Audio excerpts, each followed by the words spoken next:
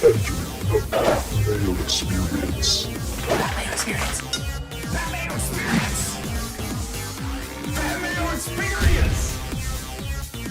Experience. Welcome to the Pat Mayo Experience, presented by DraftKings Worldwide Technologies Championship, I want to say. Golf is back. That's all that really matters. We're in Mexico this week. It's in Cabo. This is the first time it has been in Cabo for this tournament, moving from Mayo, which is now a live destination for a course. So any priors that you have had about this tournament, check them out the window.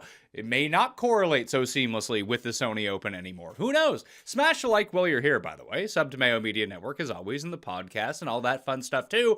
However, I do want to tell you that the race for the Mayo Cup is now live. It's $200 to play this year, so we had a decision to make. Did we want to increase the player pool? It's been at 4,444 for 2 years now, I think. We could have upped the player pool to like 6,000 or 7,000 and kept it at like 125 because we want to increase. Eventually, we want to get to the point where it's $1 million prize pool. And we'll be at $800,000 this year, I believe. So next year, we're probably looking at that. Or listen, it's a season-long contest. It runs from January through August. $200. I mean, most people are playing that on one DraftKings lineup or one prop bet for 1 week anyway. So you can have up to 5 entries. It's up to $200. It remains the same amount of players. So 4,444. There's now 80,000.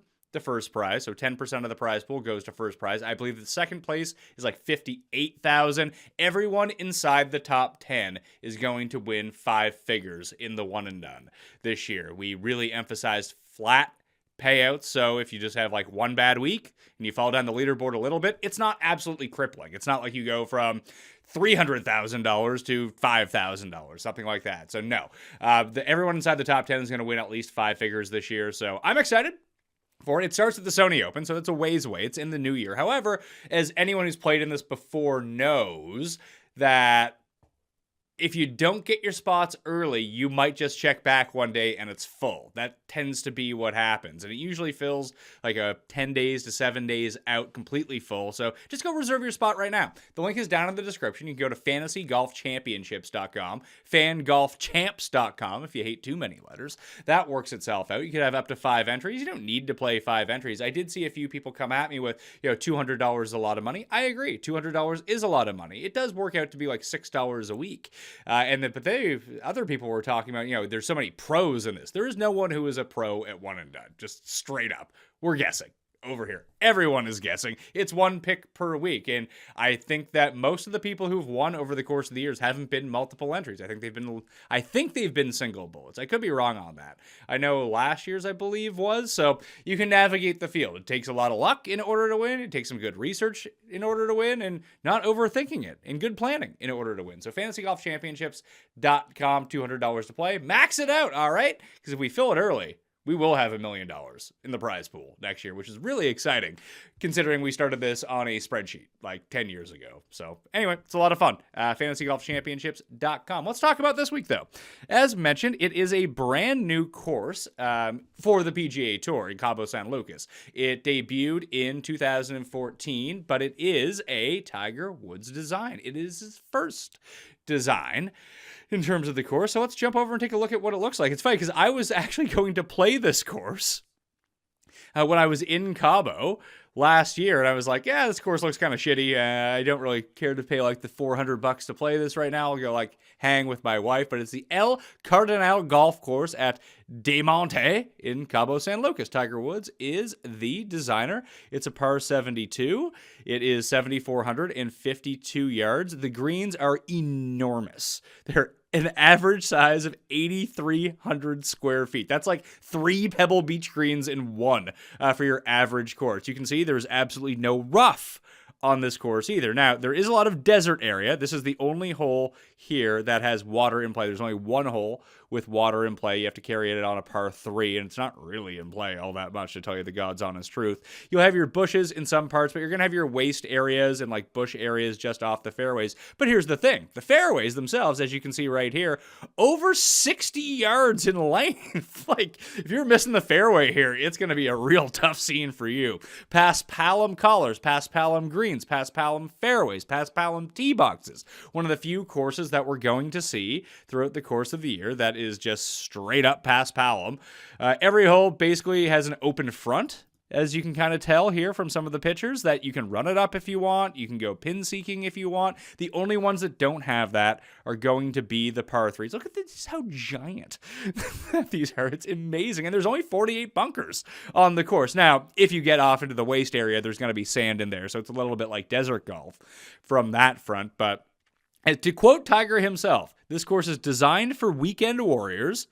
Quote, you could see good scores, but it'd still be a little bit challenging. What he means by that is that there's a separate set of tee boxes that just includes different angles that you wouldn't normally see at this course, because it is designed for like people like me to go out on vacation and go play. That was the purpose of this course. It looks really nice, by the way. It should be. It's a Tiger Woods design that a bunch of money was pumped into in a very rich part of Mexico where a lot of tourists go. I get why it's really nice, but to quote Tiger again, this wasn't designed for championships. The winning score at this course might be like minus 40. It is outrageous. So when we're thinking about comp courses this week and trying to parse through everything, you have to have all of the resort courses in your mind.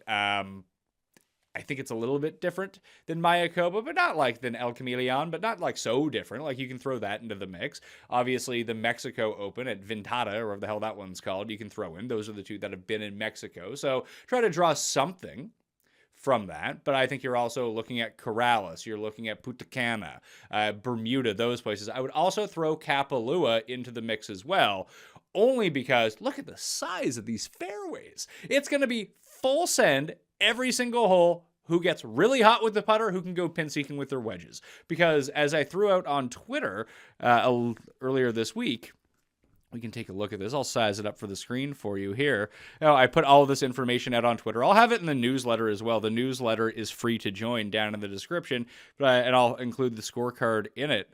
But like, just take a look at this scorecard. It is pretty easy, not gonna lie to you. And I even had actually someone who was like familiar with the course actually did tweet at me, so I'm going to take him at his word here. Where is he? There it is. So on the first 5 holes, that's like where the trickiest part of the course comes in. What do you say? He says, easy birdie if wind is downhill on the opening par 5. Number 2 is a tough par 3. Play it to the back slope. Suck it back to the pin. No problem on that one.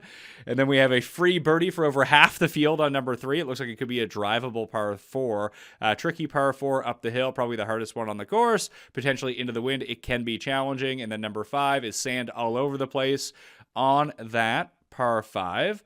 But, as you can see, or on that par 4, but you can really get there. And then the par 5, even 601 yards, you can go full send on that as well. So it's a pretty even distribution in terms of our par 5s. It's 2 and 2, 4 overall. With the par 3s, we're looking at a 154-yard par 3, but that is the short one. The rest of them play fairly long, 190, 200, 208. So I would guess that most of the teeth of this course is going to come in on the par 3s, just challenging those longer irons, where it just doesn't look like there's going to be a lot of longer irons, because there's a lot of slope to this course. You see there's like a lot of quote-unquote long par 3s, or par 4s, sorry, on this course, like over 450 yards. There's a bunch that are like 462 for whatever reason.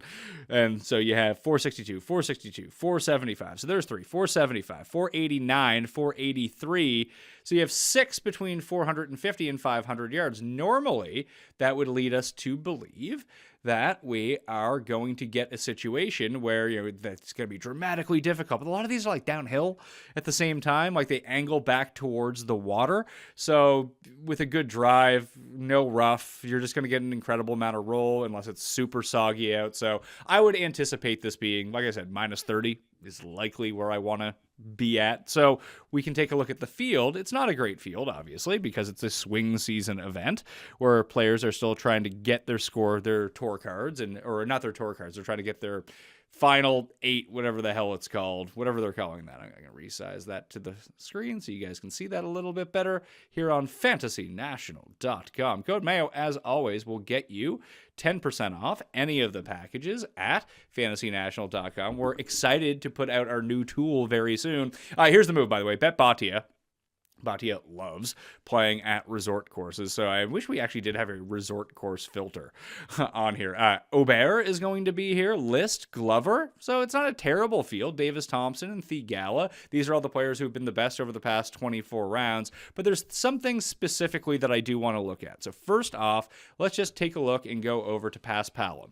Now, the difference between these stats is going to be pretty pronounced because if you're thinking of Corrales or Cocoa Beach or some of the resort courses where there is Paspalum on the PGA Tour, you're just not going to get any strokes gain metrics from that. So we're going to have to look at strokes gain total as an overall from that field. But just in general, when we take a look at putting and we switch over to the Paspalum filter, take a look who the best players in general are. Now, it's going to be a very small sample for a lot of these players. You can see Davis Riley, he has 4 weighted rounds out of the 8 that he's played total, but that was probably from the Mexico Open. It is. Mexico Open, putted very well on the Paspalum surfaces. We have nothing from Puerto Rico. Now, we'll change this here in a moment and take a look at overall strokes gained because that will encapsulate everything to give you a better picture of what's going on. But of people with, at least, Ben Griffin has 2 rounds. Great. That's fantastic news. He has 2 rounds and he missed a cut and gained 2-point strokes, 1 putting per round, and still missed a cut in Mexico. So that's fantastic news. But Brandon Wu was really the interesting one because Brandon Wu legitimately cannot putt, which is really striking to see. However, on Paspalum, he can. You see how poor his putting stroke has been essentially since he's returned. He returned where? Actually, he's been playing all year long. It was Kevin Yu, sorry. Was the one who wasn't doing anything. But you can see the approach play has been great. The around the green has not been good whatsoever. The ball striking's been okay. The results have not materialized because dude bleeds strokes around and on the greens every single week. With greens this big, I have my doubts that around the green is going to be, even on prize picks, code DOP to get that match, by the way. That over greens and regulation is where you'd want to be on props this week with 9,000 square foot greens and no rough to speak of. That it sounds like there's going to be a lot of greens and regulations hit, so I wouldn't be targeting that. You'd want to get opportunities gained into the mix. So that's what we're looking at for putting. Let's go back to overall strokes gained and take a look at total. And we can see some of the courses that we're going to go with here. So average strokes gained total, Ariel in 12 rounds has actually been the best player on Paspalum. I think I started to veer into South African there rather than British, but here we are.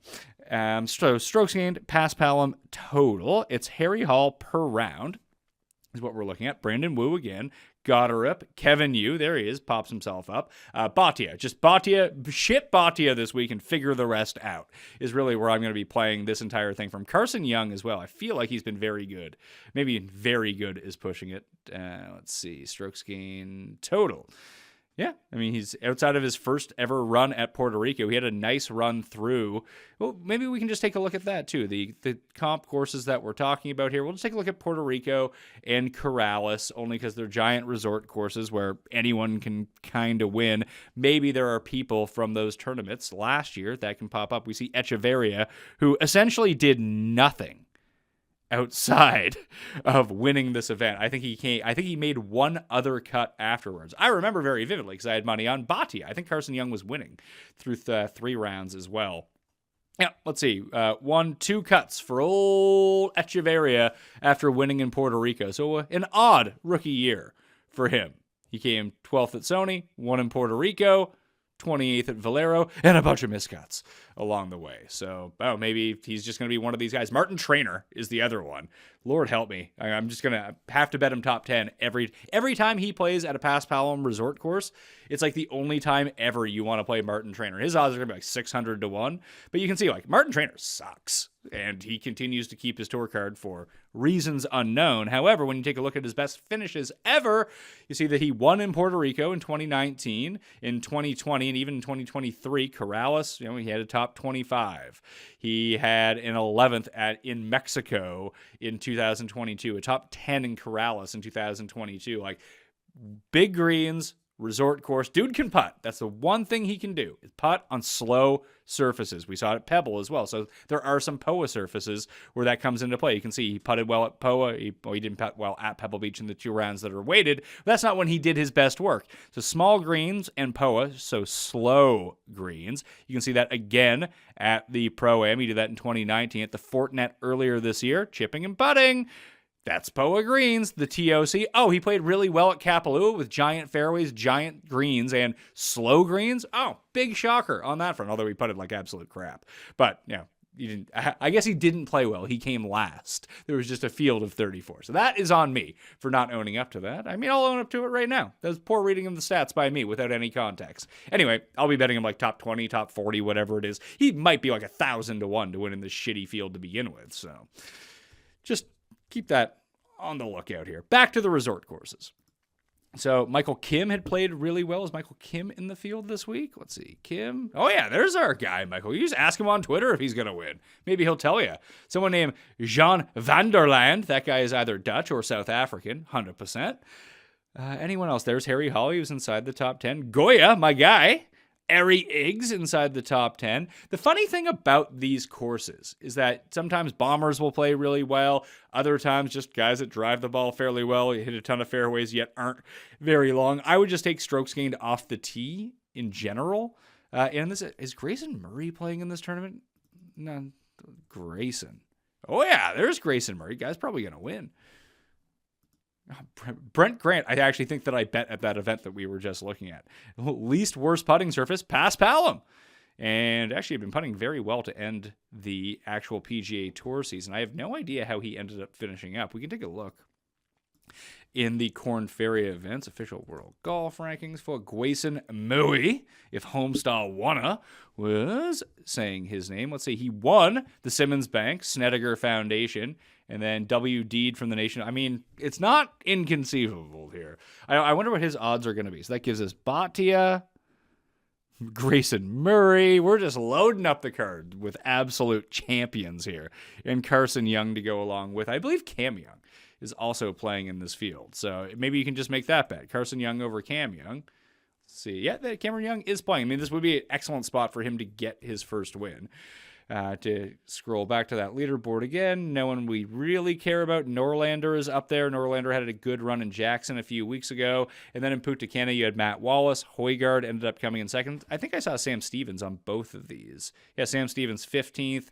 Sam Stevens 3rd. Okay, now we're getting somewhere. Eckroat was up there as well. U.S. Open champion. Wyndham Clark was playing Corrales earlier in the year before he won at the Wyndham. Harry Hall did play well again on that spot. You see Brent Grant is up there as well. How did our other guys do in terms of Carson Young was T38. What about Bhatia? Bhatia was T24. Okay, so both guys played well at those tournaments again. We know that Bhatia came inside the top 5 in Mexico earlier as well. There's our guy, Martin Trainer, Henrik Norlander. So we'll throw Norlander, Hall, Norlander. I mean, these are just for bombs. When we think about the very top of this field, we do have like real players who are playing. But I just wanted to take a look at who the best players from down the list are. Goddard's going to be back in the field. He ended the year pretty strongly on the Korn Ferry Tour. I think he made his last 7 cuts. You see Jimmy Walker plays these tournaments pretty well. Eckroat is going to be up there averaging 1.5 strokes per round total. And we don't know exactly where those strokes are coming from, again, because of that. Griot's in this field. Champ is in this field. I mean, this could be a very good Champ. How has Champ been playing? He's been playing like all right. Did not play well at the Zozo. Had played well in the 2 rounds before that. How does he do on Paspalum? Very good. We'll throw Champ onto the list. If it's a bombs away, got to make some putts tournament, there's Cameron Champ for you. So in terms of Paspalum, that's what we're looking at over the past 24 rounds. We just take a look at the past 12 rounds in general. And try to parse some of this information out. We have Aubert, or Aberg, as many have been calling him. Aubert, Thigala, List, Hostler, and Grayson Murray are going to be your top 5 over the past 12 rounds in strokes gained total overall, followed by JJ Spawn, Michael Kim, Kelly Craft. I think Kelly Craft is another resort course specialist. Vince Whaley. Oh, my God. Forgot that guy was on tour.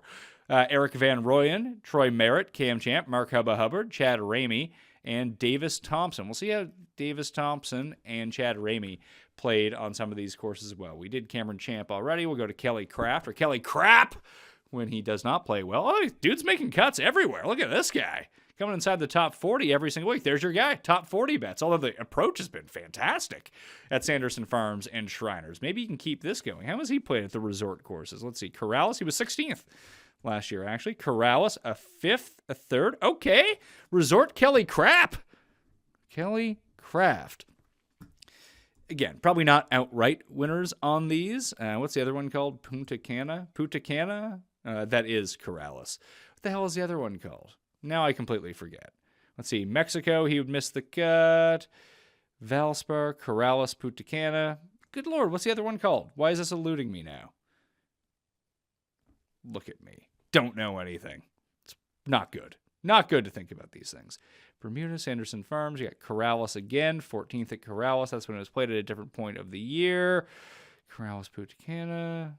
Genesis. Now this is like really... What's the one that Wallace won?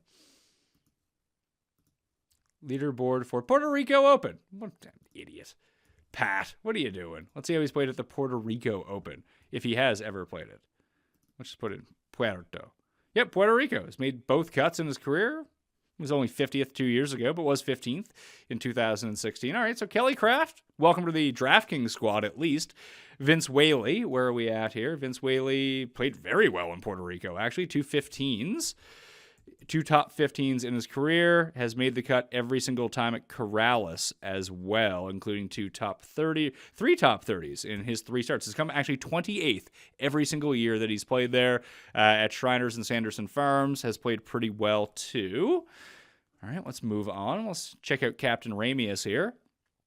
The off the tee has been good. The putting's been okay. The approach has been a bit all over the place. Was 5th in Puerto Rico in his lone start and won the Corrales in 2022. Comes in with a bit of form with top 20s in 2 of his past 3 starts. So Chad Ramey, chuck him on the short list. A lot of guys from down, probably a week to play some bombs. Puerto Rico Open, when we see, who is this? Davis Thompson. Missed the cut in 2020. He would have been very young then. And never played Corrales. Guy's too good. Too good to be playing at Corrales. See how he's been doing on POA surfaces, been really bad. Plays better at easy courses. I suppose that's the other one we can look at before we get out of here. Has a nice run of events going. The ball striking is absolutely top-notch. The putting is just not cooperated whatsoever for Davis Thompson. Take a look at ball striking over the past 12 rounds. In general, it's Van Rooyen, Aubert, Matty Schmidt, who actually had a pretty nice run over in Europe as well. Callum Tarrant, my guy, always lets me down every single week. Ryan Moore, Davis Thompson, Kelly Craft, Gim Reaper, Mark Hubbard, Damon. Damon's win actually came, I can't remember if it was at Puerto Rico or Corrales because I forget these things. I just remember Campos lipping out and Sam Ryder coming in 3rd. Those are the 3 things I remember. Yeah, he won in Corrales. Let's see, what year was that? 2021. There we are. Ryder tied for 2nd. I just remember I had bet on Ryder, and he wasn't able to come catch up, but had a great Sunday in very windy conditions to come back and try to beat everyone. But Campos had that putt on the 72nd hole and lipped it out, and that was the end of it. I thought it was in. I thought he was walking it in. But it turned out that that wasn't going to be the case for old Campos, who did get his PGA Tour card, by the way, in case you were wondering. Resort courses. Let's check this out. We'll go past 24 rounds. We don't need to say resort courses. Let's just call it easy because I actually see a lot of, not necessarily similarities between this place and the TPC Bunny Ranch, or essentially the Byron Nelson in general, just where it's going to be a scoring course. And guys aren't going to face much resistance coming in. So here's the best players on courses that play easier than average. I mean, hitting fairways is easy. We'll say scoring relative to par, easy. The best players over the past 24 rounds average. Gim, Yagabombs, Aubert, Bhatia, T-Dunks. Those are your top 3. Those are the 5 players averaging over 1 stroke per round total. How are they doing it? Not necessarily through putting. As you can see, it's a lot of tee to green. Bhatia and Duncan are a bit down on that front, but this is going to happen from time to time because the short game for Duncan and Bhatia is just not good because they're just bleeding strokes on and around the greens. But when you think about approach and you think about off the tee, that's where those guys are going to shine. And some of those rounds aren't necessarily included in this as well. So that's why some of the stats don't match up. You can see, you take a look at total, that's one thing, but you have Corrales where he played really well, and one round at RSM where he played really well. That didn't get included when you're talking about putting or off the tee. That's why the stats may look skewed a little bit, because when we're looking at total, all of those can be weighted. Just keep that in mind sometimes when you're going through this stuff, that there could be a bit more context to what you're looking at. We saw Ben Griffin kind of pop in terms of looking at Paspalum putting. Bo Hostler continues to play great golf, and especially golf at easy courses. So he and Damon and Taryn are up there. I like Damon going into Zozo, and he just kind of shit his pants for rounds 2, 3, and 4, but had been playing very good golf coming in, especially ball striking wise at the Shriners. So I'm not off of Damon here whatsoever, depending on what his odds are. A lot of these guys, it's going to depend on what their odds are going to be. And you can always catch the full breakdown with Tambo and Kenny Monday evening on the Fantasy Golf Degenerates. This is the only show that I'm going to be doing during the swing season. Feinberg and I might end up doing like 5 minutes or something like that if we have a few bets that we want to talk about. But I'll be throwing all of this stuff into my newsletter coming out on Wednesdays before the tournament once I've gathered all the information. So again, sub to that free newsletter. It is down in the description right now. All right? So I think we're looking pretty good here. That will do it on the Pat Mayo Experience. First look, intro, what we're going to be doing for the week. I hope you got acclimated with the course and just get the, too long, didn't read. All you need to know on that front. Easy course, wide fairways, very little sand, no water to speak of, giant greens. Who can drive it the farthest? Who can make the most putts? Who's not going to 3-putt from 85 feet? Those are the things you need to pay attention to this week going into Mexico, the first time it's been in this course in Cabo. So hopefully we can go win some money on golf this week. Wouldn't that be nice? Once again, play in the giant one and done. That link is down in the description. Also, fantasygolfchampionships.com will bring you directly to there. It's a 5 max entry, $200 to play for the year. It runs from January through August. Makes it I think it's like $6 a week or something like that. So when you think about it in those terms, it's not so bad when you have the chance to win $80,000. Smash like and sub to the channel while you're here. And if you want to do your own research, fantasynational.com/Mayo will get you your discount. Sorry, I believe I said it was 10% off earlier. It is 20% off if you use code Mayo. So go do that right now. All right, I'm Pat Mayo. Thanks for watching. I'll see you next time.